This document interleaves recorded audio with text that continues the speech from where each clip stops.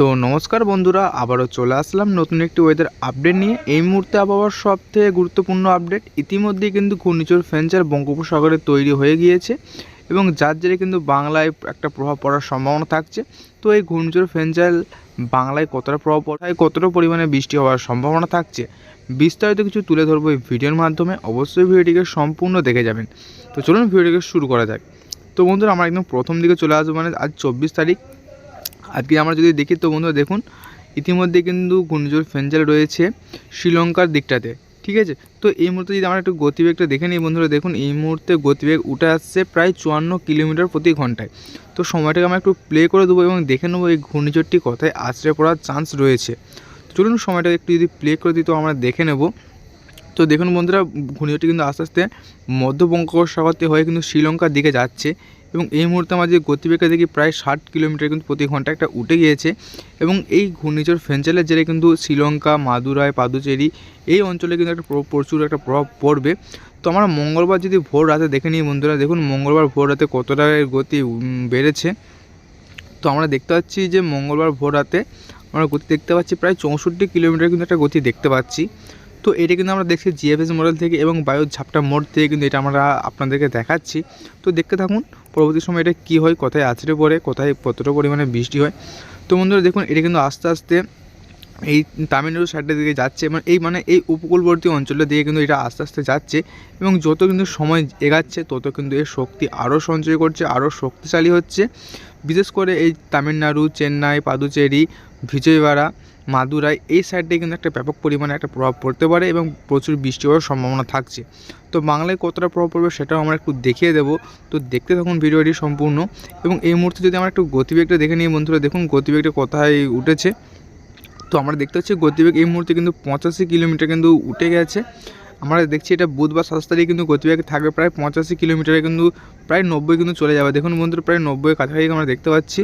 হ্যাঁ দেখুন, প্রায় 89 এখানে দেখাচ্ছে, মানে প্রায় কিন্তু 90 এর কাছাকাছি কিন্তু এটা চলে গেছে। তো সময়টাকে আরেকটু যদি প্লে করে দিই দেখুন এটা পরবর্তী সময় এটা কোন দিকে যায়। তো বন্ধুরা, আমরা দেখতে পাচ্ছি এটা কিন্তু আস্তে আস্তে আবার কিন্তু মধ্য বঙ্গোপসাগর দিয়ে সরে যাচ্ছে। মানে প্রথমে এই গা ঘেঁষে এসেছিলো এবং এটা কিন্তু আসে এসে আবারও মধ্য বঙ্গোপসাগর দিয়ে যাচ্ছে। তো আমরা দেখতে থাকবো এটা বাংলায় যাবে কি না যাবে না এবং গেলেও কতটা প্রভাব পড়তে পারে। তো বন্ধুরা দেখুন, আস্তে আস্তে কিন্তু শক্তি অনেকটাই ক্ষয় হয়ে যাচ্ছে। মানে আমরা প্রায় 90 দেখছিলাম, কিন্তু এই মুহূর্তে আমরা দেখতে পাচ্ছি প্রায় 57 এরকম কিন্তু একটা গতিবেগ দেখতে পাচ্ছি। তো আমরা যদি একটু উপকূলবর্তী অঞ্চলটা দেখি বন্ধুরা, দেখুন এখানে উপকূলবর্তী অঞ্চলে কিন্তু তেমন একটা খুব একটা প্রভাব পড়ছে না, মোটামুটি আবহাওয়া পরিষ্কার থাকছে। এই ঘূর্ণিঝড়ের চান্স কিন্তু আপাতত উপকূলবর্তী অঞ্চলের দিকে নেই। আমার সময়টাকে আরেকটু প্লে করে দেবো এবং দেখে নেবো যে উপকূলবর্তী অঞ্চলে প্রভাব আছে কি না। তো বন্ধু দেখুন, আস্তে আস্তে কিন্তু ঘূর্ণিঝড়টা আবারও কিন্তু উপর দিয়ে এগাচ্ছে। বিশেষ করে এই বিশাখাপত্তনম, পুরী, ভুবনেশ্বর, দীঘা এই সাইডের দিকে কিন্তু এগাচ্ছে এবং এই মুহূর্তে আমরা যে গতিবেগটা দেখি বন্ধুরা, গতিবেগ কিন্তু আবারও বেড়ে গিয়েছে, আবারও গতি সঞ্চয় করে নিয়েছে। এই মুহূর্তে আমরা দেখতে পাচ্ছি গতি প্রায় 92 কিলোমিটার কিন্তু গতি একটা উঠে গেছে। তো দেখুন বন্ধুরা, ঘূর্ণিঝড়টি যখন এই জায়গায় ছিল, মানে ঘূর্ণিঝড় ফেঞ্চার যখন এই জায়গায় ছিল, তো এখান থেকে কিন্তু ঘূর্ণিঝড়টা আস্তে আস্তে এই জায়গাটাকে এসছে। তো এই জায়গাটাকে আসার পর কিন্তু এটা আবারও এই দিকে গেছে এবং এসে কিন্তু আবারও ওপর দিকে যাচ্ছে, মানে দক্ষিণ দিকে কিন্তু এটা যাচ্ছে। তো চলুন সময়টাকে আরেকটু প্লে করে দিই এবং শেষ আমরা লাস্ট 10 দিন দেখে নেব যে এটা কোথায় আছড়ে পড়ার সম্ভাবনা থাকছে। তো বন্ধুরা দেখুন, এটা কিন্তু আস্তে আস্তে মায়ানমার দিকে সাইডে চলে এসছে এবং এই মুহূর্তে আমরা যে গতিবেগটা দেখে নিই বন্ধুরা, দেখুন এই গতিবেগটা কত উঠে আসছে। আমরা দেখতে পাচ্ছি প্রায় কিন্তু 86 কিন্তু কিলোমিটার না গতি নিয়ে এই মায়ানমারের সাইডে কিন্তু চলে এসছে, মায়ানমারের উপকূলবর্তী অঞ্চলটায়। এবং বাংলাদেশের মহেশখালীতে কিন্তু একটা প্রভাব পড়বে ভালো রকমই, প্রায় এখানে দেখাচ্ছে প্রায় 43 কিলোমিটার কিন্তু একটা গতি থাকবে। এবং এদিকে দেখুন কলাপাড়া, তারপর হলদিবাড়ি এই সাইডে কিন্তু একটা 30 কিলোমিটার বেগে কিন্তু একটা ঝোড়ো হাওয়া বইবে। তার সঙ্গে কলকাতা সাইডটা যদি দেখি বন্ধুরা, কলকাতা সাইডে থাকছে প্রায় 24 কিলোমিটার বেগে একটা হালকা রকম একটা ঝোড়ো হাওয়া চলবে। তো চলুন সময়টা যদি আরেকটু প্লে করে দিই তো দেখুন এটা কোথায় আছড়ে পড়ছে। তো বন্ধুরা, আমরা দেখতে পাচ্ছি এটা কিন্তু আস্তে আস্তে কিন্তু এটা মায়ানমারের দিকে চলে যাচ্ছে এবং মায়ানমারের উপকূলবর্তী অঞ্চলে কিন্তু এটা গতি হারিয়ে যাচ্ছে। মানে এখানে কিন্তু এটা ঘূর্ণিঝড় থেকে একটা নিম্নচাপের রূপ নিয়ে নেবে এবং সেই নিম্নচাপের জেরে কিন্তু মায়ানমার সহ বাংলাদেশ, মানে বাংলাদেশ এবং দক্ষিণবঙ্গের উপকূলবর্তী অঞ্চলে কিন্তু একটা বৃষ্টির সম্ভাবনা থাকছে। তো আমরা একটু বৃষ্টি মোড এবং মেঘ মোডেও দেখিয়ে দেবো যে কোথায় কতটুকু বৃষ্টি হওয়ার সম্ভাবনা থাকছে। তো একটু বৃষ্টি মোডে যাবো এবং দেখে নেবো যে বৃষ্টিটা কোথায় কতটা পরিমাণে হতে পারে।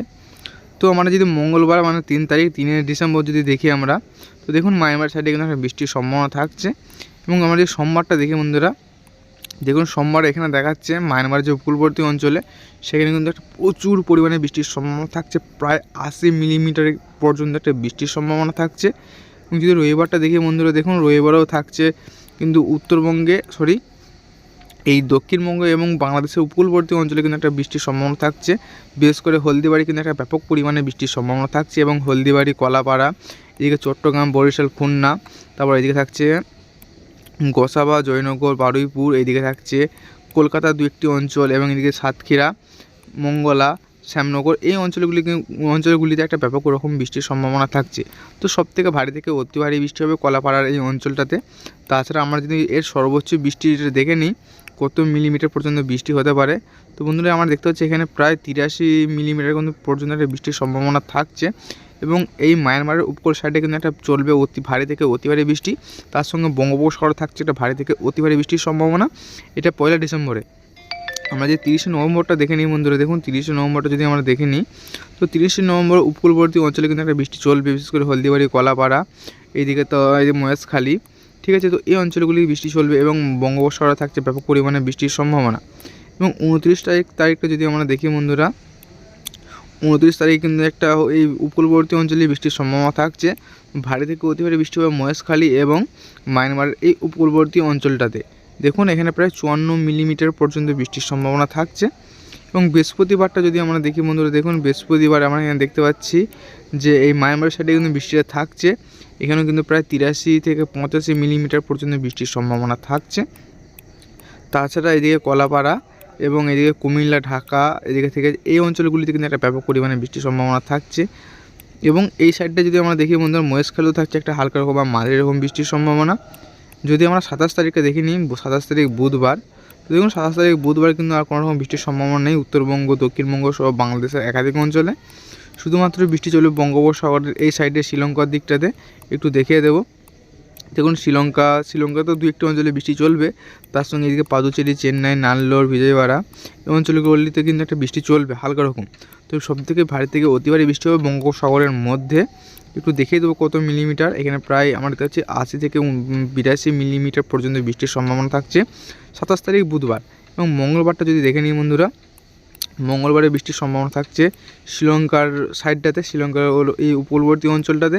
তাছাড়া এদিকে পাদুচেরি, চেন্নাই, নাল্লোর এবং এদিকে মাদুরাই এই অঞ্চলগুলিতে কিন্তু একটা বৃষ্টি চলবে হালকা রকম। তাছাড়া আমরা যদি সোমবার দেখে নিই, সোমবার কাল, তো কালকে বৃষ্টির সম্ভাবনা থাকছে, ব্যাপক রকম বৃষ্টির সম্ভাবনা থাকছে এই শ্রীলঙ্কার আমপাড়াতে।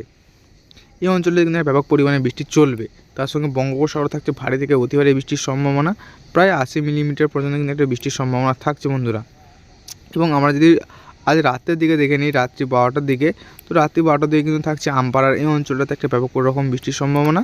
তার সঙ্গে কিন্তু উত্তরবঙ্গ, দক্ষিণবঙ্গ বা বাংলাদেশ কোথাও কোনো বৃষ্টির সম্ভাবনা থাকছে না।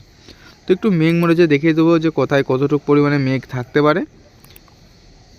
তো দেখুন বন্ধুরা, আমরা যদি সোমবারটা দেখি বন্ধুরা, সোমবারে কিন্তু বাংলাদেশে 2-1টি অঞ্চলে একটা হালকা রকম মেঘ থাকবে। তো আমরা মেঘটা শুধু বাংলার আবহাওয়াটা দেখে নেবো যে বাংলার কোথায় কোথায় মেঘ থাকতে পারে। তো বন্ধুরা সোমবার, মঙ্গলবারও কিন্তু তেমন কোনো একটা মেঘ লক্ষ্য করা যাচ্ছে না। বুধবারটা যদি দেখি বন্ধুরা, বুধবারেও থাকছে একটা হালকা রকম মেঘ থাকবে। আচ্ছা, যদি বৃহস্পতিবারটা দেখা যায় বন্ধুরা, দেখুন বৃহস্পতিবার কিন্তু ব্যাপক রকম মেঘ থাকছে বাংলাদেশ সহ দক্ষিণবঙ্গের উপকূলবর্তী অঞ্চলটাতে। দক্ষিণবঙ্গে থাকছে এদিকে হলদিয়া, গঙ্গাসাগর, হলদিবাড়ি, এদিকে থাকছে কলকাতা, কোলাঘাট, চন্দননগর, শান্তিপুর, এই সাইডে কিন্তু দক্ষিণবঙ্গের একটা মেঘ থাকবে, এই জলেশ্বর, বালাশ্বর এই অঞ্চলগুলিতে। এবং যদি আমরা বাংলাদেশটা দেখি বন্ধুরা, শ্যামনগর, মাঠবাড়িয়া, কলাপাড়া, লালমোহন, বরিশাল, ফিরোজপুর, খুলনা, সাতক্ষীরা, মতিরহাট, সেনবাগ, ফরিদগঞ্জ, মাদারীপুর, লাহগাড়া, যশোর, ফরিদপুর, কুমিল্লা, আগরতলা, আমপুর এই অঞ্চলগুলিতে কিন্তু একটা ব্যাপক রকম মেঘ থাকছে বন্ধুরা। এবং বৃহস্পতিবারে কিন্তু একটা ভারী রকম বৃষ্টির চান্স থাকছে দক্ষিণবঙ্গ সহ বাংলাদেশের উপকূলবর্তী অঞ্চলগুলিতে। এবং যদি শুক্রবারটা বন্ধুরা দেখি বন্ধুরা, দেখুন শুক্রবারেও কিন্তু একটা ব্যাপক রকম মেঘ থাকছে, এবং সেই মেঘের জেরে কিন্তু মায়ানমারের এই উপকূলবর্তী অঞ্চলে কিন্তু একটা ব্যাপক রকম বৃষ্টির সম্ভাবনা থাকছে। মেঘ থাকছে দক্ষিণবঙ্গ এবং বাংলাদেশের একাধিক অঞ্চলে, উপকূলবর্তী অঞ্চলগুলি বিশেষ করে। এবং যদি শনিবার দেখে 30 তারিখ, তো বন্ধুরা শনিবারের 30 তারিখ কিন্তু কলকাতা সাইডে মেঘ থাকবে। একটু দেখিয়ে দেবো কোথায় কোথায় মেঘ থাকছে, হলদিয়া, এদিকে কোলাঘাট, কলকাতা এবং চন্দননগরের দু একটি অঞ্চলে একটা ব্যাপক রকম মেঘ থাকবে। তাছাড়া বাদবাকি দক্ষিণবঙ্গের প্রত্যেকটি অঞ্চলে কিন্তু কখনো মেঘ কখনো রোদ এরকম খেলা চলবে। তাছাড়া বাংলাদেশের যশোর, সাতক্ষীরা, খুলনা, ফিরোজপুর, বরিশাল, মতিরাট, লালমোহন, মারবাড়িয়া, কলাপাড়া, শ্যামনগর এবং এদিকে থাকছে মহেশখালী, এই অঞ্চলগুলিতে কিন্তু একটা ব্যাপক রকম মেঘ থাকবে এবং মেঘের জেরে কিন্তু মহেশখালীতে একটা ব্যাপক রকম বৃষ্টি চলবে মহেশখালীর অঞ্চলটাতে। তাছাড়া এগুলিতে কিন্তু একটা ছিটাফাটা বৃষ্টি হতে পারে। এবং আমরা যে 1 ডিসেম্বরটা দেখি বন্ধুরা, 1 ডিসেম্বরও থাকছে মেঘের সম্ভাবনা। কলকাতা, খড়গপুর, এদিকে বালাসোর, এদিকে হলদিবাড়ি, এদিকে গঙ্গাসাগর থাকছে, এদিকে হলদিয়া, কোলাঘাট, এই অঞ্চলগুলিতে কিন্তু ব্যাপক রকম মেঘ থাকবে বন্ধুরা। মানে উত্তরবঙ্গ বাংলাদেশ এবং দক্ষিণবঙ্গের প্রত্যেকটি অঞ্চলে মেঘ থাকবে। তো সবথেকে বেশি রকম মেঘ থাকবে উপকূলবর্তী অঞ্চলে এবং সেই মেঘের জেরে কিন্তু বৃষ্টিপাতই হবে। এবং বন্ধুরা আমরা সোমবার 2 তারিখটা দেখে নিই বন্ধুরা। দেখুন সোমবার 2 তারিখ, তো দক্ষিণবঙ্গে খুব একটা অঞ্চলে কিন্তু মেঘ থাকবে না, বাংলাদেশ সাইডে মেঘটা বেশি রকম থাকবে। তো দক্ষিণবঙ্গের দিকে থাকছে গঙ্গাসাগর, হলদিয়া, কোলাঘাট, কলকাতা, চন্দননগর, আরামবাগ, বর্ধমান, শান্তিপুর, কাটোয়া, মেহেরপুর, এই অঞ্চলগুলিতে কিন্তু একটা হালকা রকম মেঘ থাকবে। সবথেকে ভারী থেকে অতি ভারী মেঘ থাকবে। এবং এদিকে দেখুন বন্ধুরা মালদার মানে উত্তরবঙ্গের দু একটি অঞ্চলে কিন্তু একটা হালকা রকম মেঘ থাকবে। এদিকে দেখুন মহাদেবপুর, বগরা, সারিসাবাড়ি, ময়মনসিং, মাদান, কিশোরগঞ্জ, সিরাজগঞ্জ, সিংড়া, নাগারপুর, কাপাসিয়া, ঢাকা, ফরিদপুর, পাবনা, সাইকুপা, এদিকে কুমিল্লা, আগরতলা, মারবাড়িয়া, ফরিদগঞ্জ, সেনবাগ, লালমোহন, যশোর, খুলনা, বরিশাল, ফিরোজপুর, এদিকে শ্যামনগর, মাঠবাড়িয়া এবং কলাপাড়া, মহেশখালী, ওই অঞ্চলগুলিতে কিন্তু ব্যাপক রকম মেঘ থাকছে। এবং আমরা মঙ্গলবারটা যদি দেখে নিই বন্ধুরা, দেখুন মঙ্গলবার কিন্তু দক্ষিণবঙ্গে মোটামুটি আবহাওয়া পরিষ্কার হয়ে যাচ্ছে। তবে বাংলাদেশের এই উপকূলবর্তী অঞ্চলে মানে মায়ানমারের দিকটাতে কিন্তু একটা মেঘ থাকবে, যেমন চট্টগ্রাম, মহেশখালী, কলাপাড়া এবং এদিকে থাকছে কুমিল্লার দু একটি অঞ্চল, এগুলো কিন্তু একটা হালকা বা কোথাও কোথাও ভারী রকম মেঘ থাকবে। সব মেঘের জেরে কিন্তু বন্ধুরা একটা ছিটাফাটা বৃষ্টি হওয়াতে পারে।